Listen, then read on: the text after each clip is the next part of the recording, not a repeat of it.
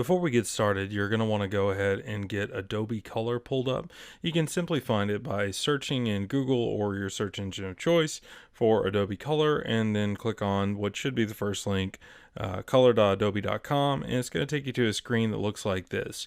We're going to be working in Adobe Color all throughout this course, so take a moment to get comfortable and familiarize yourself with all the different layouts and kind of things like that in the screen, but don't be overwhelmed. We're going to go over everything in really great detail throughout the rest of the course, but I wanted to make sure that you had everything up and ready to go before we got started.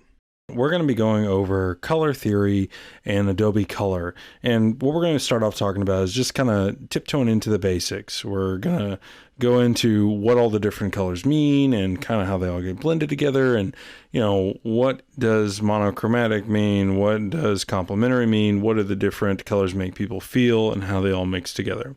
So to start off, what I have on the screen right here, this is Adobe Color CC. You don't have to have a Creative Cloud account to use this. Just go to color.adobe.com/create/color wheel, and you can get there, or you can just Google Adobe Color. So what we have here, these are what are known as the primary colors. So we have blue, red, and yellow.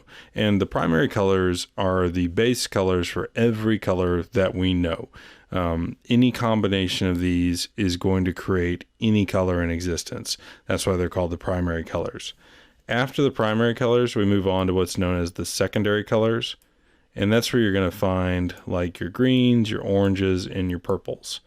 So what we have here is a mix between blue and yellow, our primary colors, creates green. A mix between yellow and red, primary colors, creates orange. Mix between red and blue creates purple, right? Next, we move on to tertiary colors, and this is where the color wheel starts to get a little funky, because there's technically an almost infinite amount of tertiary colors. It's just a question of how much blue is in your red-blue mix, or how much yellow is in your blue-yellow mix. So that's whenever you see things like this.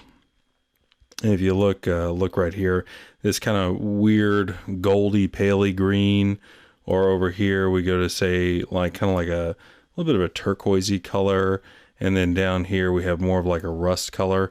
That's where you're going to find all those colors that, you know, if you go to your home improvement store, your paint store, something like that, and, you know, you look up at all the color swatches, predominantly those are going to be the tertiary colors, where you see just the cornucopia of colors. It's important to know that these exist. They all have names, they all have color codes, but in general, you know, because there's an almost infinite amount, there's no way for us to name them all. But that's why a tool like Adobe Color is so powerful, because you can go here and you can play until you find whatever that perfect combination is. Scroll down, bam, there's your color code. Pull it into whatever design software you're using, you know, Canva, Photoshop, whatever, and you have your color code. We're mainly going to be working in RGB today, but know that you can change the color mode. There's a cornucopia of different color modes that are out there, but in general, it's either RGB or the second one, which is cyan, magenta, yellow, and black. Even though there's the K there, the K technically stands for black. This is mainly used in like printers and for certain types of printer ink and things like that. And you may, you know, if you remember the old bubble jet printers or digital inkjet printers, you may remember, you know, it wasn't red, it was, you know, magenta, it wasn't blue, it was cyan. We're not going to mess with this too much. If you prefer to work in that format or that color mode, most of what I'm going to say is pretty much the same no matter which color mode you're in. For instance, whether if you're talking about RGB or cyan, magenta, yellow, and black, you have your warm colors over here, which is like your yellows, your reds, your oranges, you know, things that kind of make you think of like the sun or a, you know, a warm day. And then over here, you have your cool colors, your more earthier colors, your more oceany colors. You know, you have like greens, blues, blends of those things that make you think or feel cool whenever you look at them. Because whenever you think about the ocean, you think of cool. Whenever you think about a soft meadow, you think of cool. So that's where you're going to find your cooling colors, and over here would be where you'd find your warm colors. That's the same whether if you're talking about RGB or cyan, magenta, yellow, and black. So it's not going to make a huge difference. Just know predominantly I'm going to be speaking in RGB. The next important thing you need to understand about colors is a little bit of terminology. There is hue, tint, tone, and shade.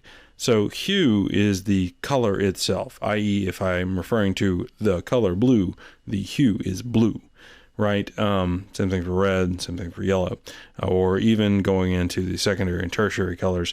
If the color is aquamarine, the hue is aquamarine. Tint, tone, and shade are a little bit different, and they kind of take a little bit of understanding to get comfortable with. So we'll start off talking about shade. Shade is the hue plus the color black, right? And what it is the darker your shade is, that's the percentage of black that you're adding to that image. So you can see over here, we have a little color map going. This would be, what we would refer to as the shade. It's darker than the hue itself because we started adding black into the image, or black into the color of the hue. So kind of give you an example of that, blue, just straight up normal blue. If I start putting 25% of the color black in there, 50% of the color black in there, what's going to happen? Well, it's going to become a darker blue up until a point that it becomes black. And if you think about any time you've ever played with color swatches or some type of color spectrum, and you're moving your point around on the color swatches or on the color spectrum, and you're going, darker and darker and darker and darker and darker on the blues until finally the blue just gets so dark it's indistinguishable between black and blue. That's an example of shade. Next, we're going to talk about tint. Tint is the exact opposite. So we're adding white to the image, and you can see that over here. We have our tint right here, and we have a little bit of tint right here. That is making the image like a lighter blue up to a point to where it becomes white. Same kind of story as playing with shade. If you've ever been, with the color swatches or color spectrum, you're playing around with the point, and you're moving it towards that lighter and lighter blue because you're looking for like a really pale blue. Well, eventually, once you go too far, you're going to end up with just white. And that's kind of how it works. Think of shade and tint as kind of on a spectrum, and in the middle is hue. So if hue is the zero, the true color, shade would be going in like -1, -2, -3, and tint would be like 1, 2, 3, 4, say up to like 10, right? And 10 would be white, and -10 would be black, and 0 would be blue. So somewhere in there are all your different shades of light blue or dark blue, and any different way that you can kind of create color.